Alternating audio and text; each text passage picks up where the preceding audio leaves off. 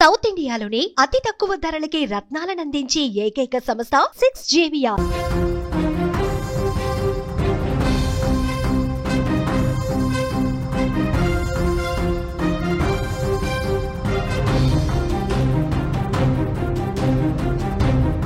Trump plan fail అయిపోయింది.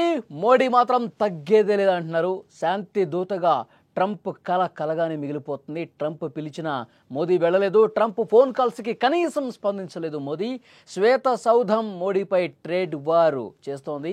Quad మీటింగ్కు Trump డుమ్మా కొట్టబోతున్నట్టుగా తెలుస్తోంది. అమెరికా భారత్ బంధానికి ట్రంప్ చిక్కులు ఏర్పడ్డాయి. ప్రపంచ వేదిక మీద భారత్ అమెరికా సంబంధాలు ఎప్పుడూ కీలకమే. కానీ గత కొంతకాలంగా ఈ స్నేహ బంధంలో కొన్ని విభేదాలు తలెత్తుతున్నాయి. దీనికి కారణం మరెవరూ కాదు, అమెరికా అధ్యక్షుడు ట్రంప్. ప్రపంచ శాంతి దూతగా పేరు తెచ్చుకోవాలన్న కోరికతో ఆయన చేసిన ప్రయత్నాలు ప్రధాని నరేంద్ర మోదీ ముందు పారలా. దీంతో ట్రంప్ అహం దెబ్బతింది. భారత్తో సంబంధాలు దెబ్బతీయాలని లక్ష్యంగా పెట్టుకున్నారు. ఈ క్రమంలోనే పాకిస్తాన్ను చంకనెక్కించుకున్నారు. ఈ కీలక విషయాన్ని కొన్నాళ్ల క్రితం ఓ జర్మన్ పత్రిక బయటపెట్టగా తాజాగా న్యూయార్క్ టైమ్స్ పత్రిక కూడా ధృవీకరించినట్లుగా కథనాలు ప్రచురించింది. గత జూన్లో ప్రధాని మోదీ G7 సదస్సు కోసం కెనడాకి వెళ్ళారు. మోదీ అక్కడికి చేరుకునే సమయానికే ట్రంప్ అమెరికాకి వెళ్ళిపోయారు. ఆ తర్వాత మోదీకి వాషింగ్టన్ రావాలని ట్రంప్ నుంచి ఫోన్ కాల్ వచ్చింది.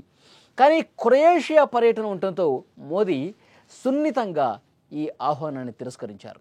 అయితే దీని వెనుక మరో వ్యూహం ఉన్నట్లు వార్తలు వచ్చాయి. అప్పటికే పాక్ ఆర్మీ చీఫ్ మునీర్ అమెరికాలో ఉన్నాడు. మోదీని కూడా పిలిపించి ముగ్గురు కలిసి ఫోటో తీయాలని ట్రంప్ అనుకున్నారట. అయితే ఈ విషయం మోదీకి నచ్చకపోవడంతో ఆయన అక్కడికి వెళ్ళలేదు. ఆనాటి నుంచే ఇరు దేశాల సంబంధాలు దెబ్బతినటం మొదలయ్యాయి. ట్రంప్ పదే పదే ఫోన్ చేసినా మోదీ వైపు నుంచి కనీసం స్పందన లేదు. దీనికి కారణం ట్రంప్ తన సొంత సోషల్ మీడియా ట్రూత్లో ఇష్టారీతిన పోస్టులు పెట్టడమే. ఫోన్ సంభాషణల వివరాలను కూడా ట్రంప్ ఇష్టానుసారం రాస్తే ఇబ్బందులు వస్తాయని మోదీ కార్యవర్గం భావించిందని న్యూయార్క్ టైమ్స్ పేర్కొంది. అందుకే ఆయన కాల్స్కు మోదీ స్పందించడం మానేశారు. ట్రంప్ తన ఆత్రం కారణంగా చాలా ఇబ్బందులు పడ్డారు. భారత్ పాకిస్తాన్ మధ్య కాల్పుల విరమణ జరగబోతోందని సోషల్ మీడియాలో ముందే ప్రకటించి సంచలనం రేపారు. ట్రేడ్ డీల్ కోసం తాను బెదిరించినట్లు కూడా రాశారు.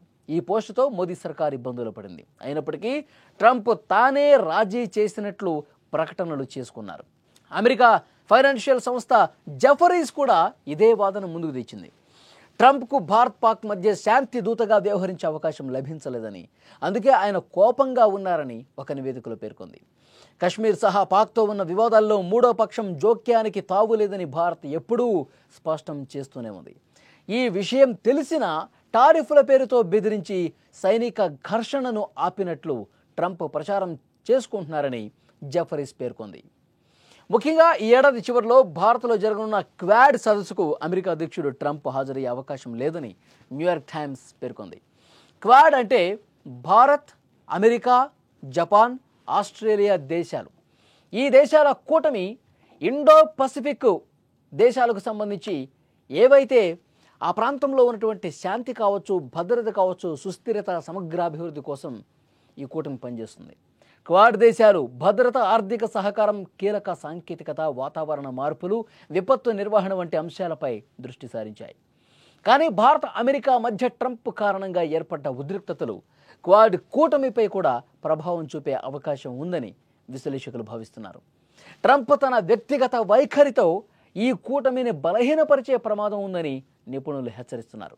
మొత్తంగా చూస్తే ట్రంప్ స్వతంత్ర పోకడలు, ఆవేశపూరిత వ్యాఖ్యలు భారత్తో సంబంధాలపై తీవ్ర ప్రభావాన్ని చూపిస్తున్నాయి.